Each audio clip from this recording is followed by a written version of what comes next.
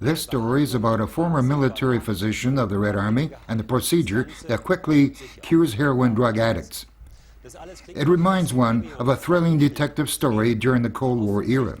We are witnessing probably the most successful medical procedure in the world. However, the question is put forward with a straight answer in mind, either everything or nothing.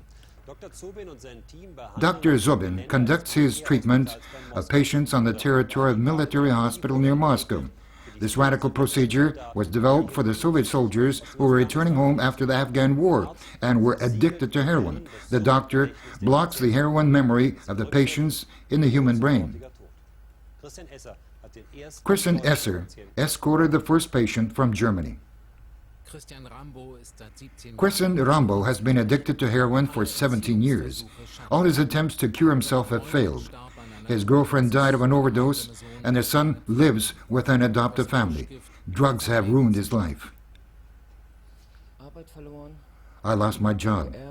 I sold the apartment I inherited. Over a year and a half, I blew 100,000 Deutschmark. Even now, it hurts when I recall all this. And while you're in the midst of it all, time flows so fast you just fail to catch up with it. Very little was happening in my life. The drug became my priority, and all the rest was irrelevant.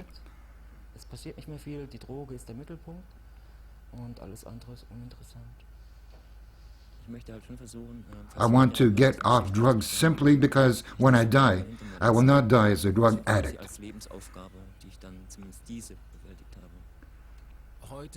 Today, Christian wants to do away with heroin forever. And this is going to be his last dose.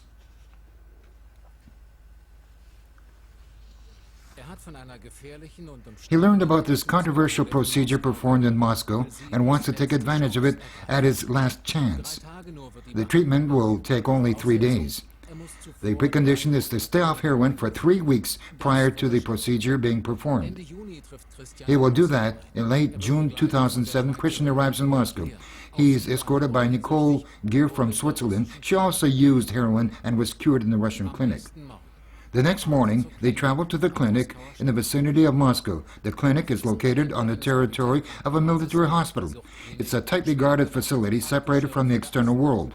We are the first German television crew that has been granted permission to videotape here. The first meeting between Christian and Dr. Mikhail Zobin. How are you doing? Dr. Zobin is a military psychiatrist. It was he who developed the method. For 4 hours, Dr. Zobin explains to his patient the entire process, but he discloses only the basics of the treatment. All the stages, with no exception to the rule, Zobin says, were developed as part of a classified program that was not available for publication. The procedure works as follows. Dr. Zobin draws a diagram of the human brain. Here you find opiate receptors, the so-called addiction memory. Dr. Zobin intends to block this addiction memory with a special substance. This means that the receptors will be blocked and will not be able to receive heroin. The most important piece of information from Dr. Zobin. Should Christian ever take a dose of drugs again, even a small amount of heroin will lead to an overdose and cardiac arrest while being fully conscious. And there is something else that Dr. Zobin tries to instill into Christian's mind. 3 points. There must be no contact with communities of drug addicts. You must look for a job, and you must do sports. Should you fail to comply with these 3 preconditions, the chances of recovery will be brought down to 0. The second day in Moscow, the treatment procedure gets underway. With the help of electric impulses, Dr. Zobin and his assistant activate Christian's addiction memory.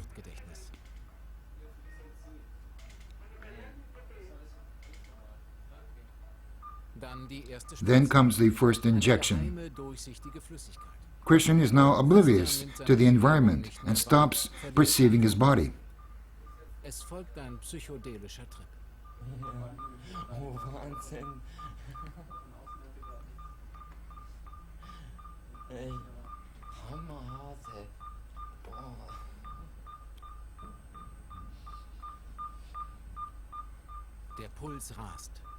His pulse rate goes up. The doctor examines the pupils. Christian is in a state of modified consciousness.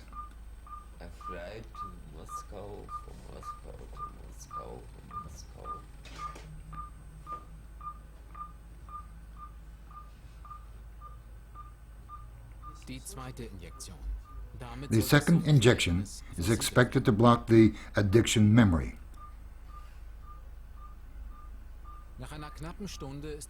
The procedure is over within an hour. This was the last visit with a doctor for Christian. From this time on, taking drugs for Christian becomes fatally dangerous.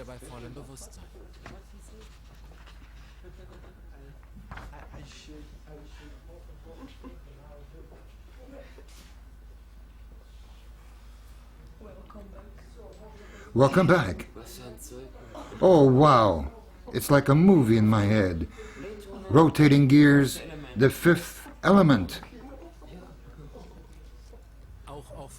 In response to a specific question, this is what Dr. Zubin has to say.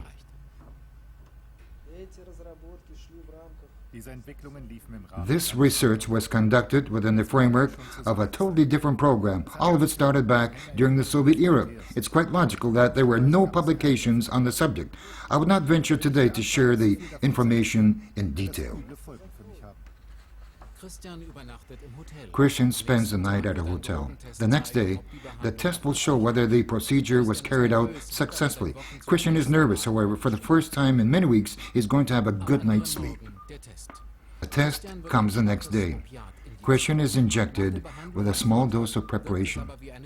Should his breathing stop, this is an indication that the treatment went well, Zubin comments.